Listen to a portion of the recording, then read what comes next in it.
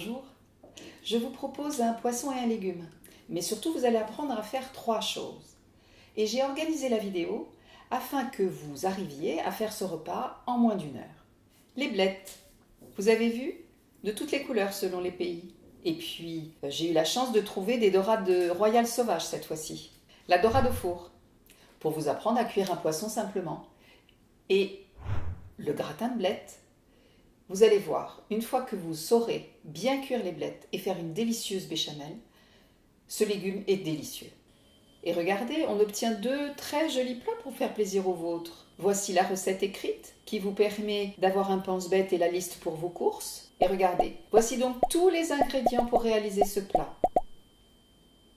Allez, on y va. Suivez-moi. C'est à vous, au travail.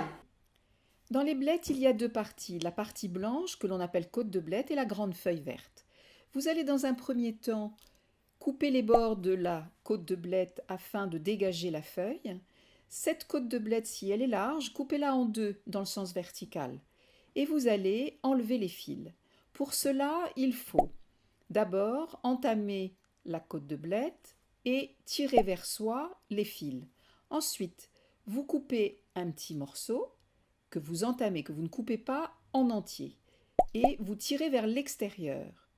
Ensuite, vous retournez le morceau de côte de blette que vous avez dans la main, et vous tirez de nouveau vers vous. Vous entamez un morceau que vous tirez vers l'extérieur. Cette technique vous permet que chaque morceau soit épluché des 2 côtés. Ensuite, vous enlevez la tige centrale de la grande feuille, et vous rincez bien les feuilles ainsi que les côtes de blette. Enlevez la couenne de votre lard et coupez des lardons, ou bien utilisez des lardons de volaille. N'oubliez pas, vous pouvez mettre votre eau à chauffer maintenant. Épluchez l'oignon, coupez-le en tranches fines et hachez-le le plus fin que vous puissiez. Et faites pareil pour l'ail, en petites lamelles, c'est très bien. Votre eau est chaude, donc mettez vos légumes dedans. Faites bien attention que tous les légumes soient bien recouverts. Et faites cuire 5 à 10 minutes avec un couvercle. Chauffez la petite poêle, mettez une cuillère d'huile d'olive et rajoutez vos lardons, votre oignon et votre ail. Remuez bien et à feu doux, vous laissez cuire à peu près 15 minutes avec un couvercle. Vous prenez la petite casserole et vous faites fondre le beurre. Attendez qu'il chante un petit peu. Vous retirez la casserole du feu et vous intégrez la farine petit à petit. Ensuite, vous délayez avec le lait petit à petit là aussi. Cette technique va vous apprendre à ne pas faire de grumeaux. Une fois que tout le lait est bien délayé, vous remettez votre casserole sur le feu et sans discontinuer, vous remuez à feu moyen. Vous allez voir, la béchamel s'épaissit au fur et à mesure et dès qu'elle est épaisse, retirez la casserole du feu et remuez là encore 2-3 minutes. Les blettes sont bonnes un peu croquantes, contrairement à l'idée reçue. Donc voilà, vous voyez c'est cuit et vous allez les refroidir afin que la cuisson ne continue pas et qu'elle reste un tout petit peu croquante. Le mélange lardon, ail, oignon est cuit. Vous rincez votre poisson, vous mettez la branche de romarin à l'intérieur ainsi que le sel et le poivre.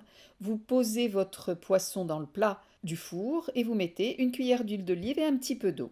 Mettez votre poisson au four pendant 20 minutes. Arrosez-le et ensuite, toutes les 10 minutes, vous venez l'arroser. Mélangez votre béchamel avec les lardons ail oignon, mettez le légume dans le plat à gratin, mélangez cette béchamel complète avec tous vos légumes et saupoudrez de fromage râpé. Mettez votre gratin au four pendant 15 minutes, arrosez le poisson. Votre poisson est cuit, ajoutez quelques gouttes d'eau froide afin de bien dissoudre les sucs. Cela va vous permettre de faire la sauce. Récupérez cette sauce dans un bol ou dans une saucière, ajoutez un demi-jus de citron et fouettez bien. Vos 2 plats sont prêts en même temps. J'espère que vous avez aimé cette recette, que vous l'avez réussi. Dites-le moi, écrivez-moi. Et puis j'espère à bientôt avec Mama Caro Cuisine.